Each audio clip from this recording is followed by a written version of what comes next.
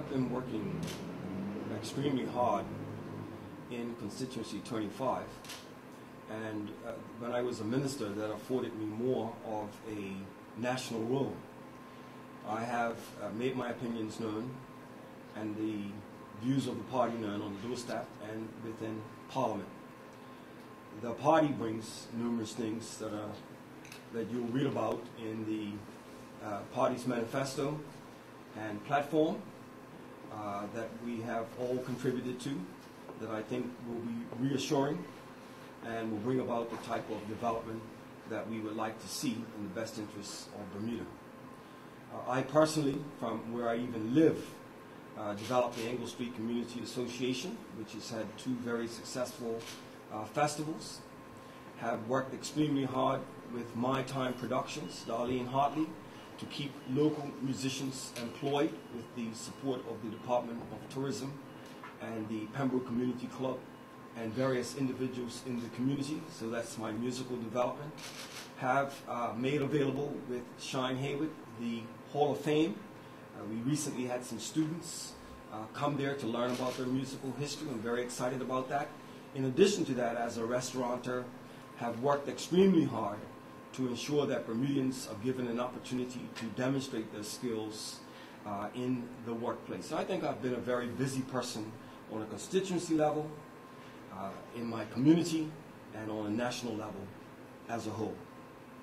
Mr. Bean, talking on the fact that you are the youngest member, elected member of the government, the maturation process, what misconceptions did you have going in that your eyes are wider than now? I didn't have any misconceptions. I think like MP Butler mentioned earlier about apprenticeship, stewardship, and then leadership.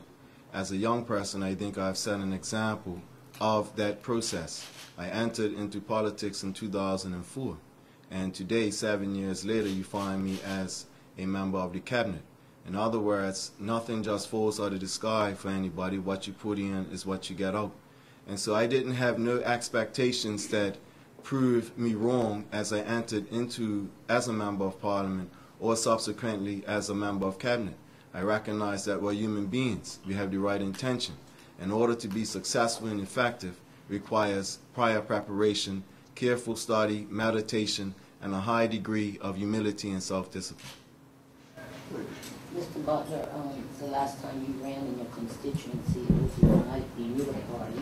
It's now the OBA. Yes. How do you think you'll do in close up against Marc, considering the fact that your last victory wasn't by that much? The numbers are not important to me. A 1-vote victory is a victory.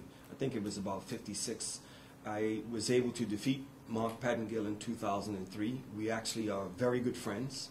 I have consistently met the needs of the constituents who have indicated that they wanted someone who was going to be visible. I have been someone who was going to address their needs. I have worked extremely hard. Recently, concern was raised that I wasn't making my voice known with regards to the Paget Ferry issue. You didn't see me on the front page. I didn't criticize the minister publicly because former Minister Terry Lister requested that I work with him in-house. I did. And the new minister, Derek Burgess, requested that I work with him in-house, and I did. And the result was, with the feedback from the constituents in the area and those who used the ferry, was a change. So I was very excited about that. So while the numbers are not as large as the very first victory when there were 2 members of Parliament in the old boundary situation, we anticipate a victory there if what the constituents say they wanted has indeed been provided consistently. Because the day after the election, I start to campaign, and I've done that from the very last election. That's my reputation. I enjoy doing that. I enjoy listening to their concerns and also bringing to them a direction with regards to the way forward. So the number, although it's small, about a 56 majority, I believe that people will come out and support Dale Butler and keep him in the House. So with regards to your constituents, you made a comment, I can't remember the issue, I think it was published in the paper, that you didn't take a certain stand because at the time, not turning the party line could cost you your position.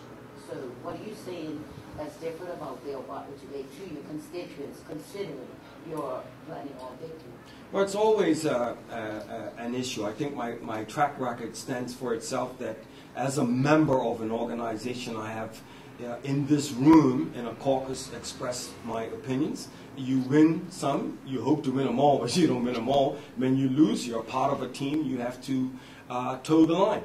And on occasion, when there have been some troubling issues, I've expressed my opinions. The party has matured to the point where it did not suspend me or reprimand me or even expel me. I think it might have been concerned about my opinions, but I think the party has matured to this stage where it's about the emphasis of the work and meeting the needs of the constituents first. And in all cases, whether it's a sports club or any type of an organization, I even realize that the majority rule.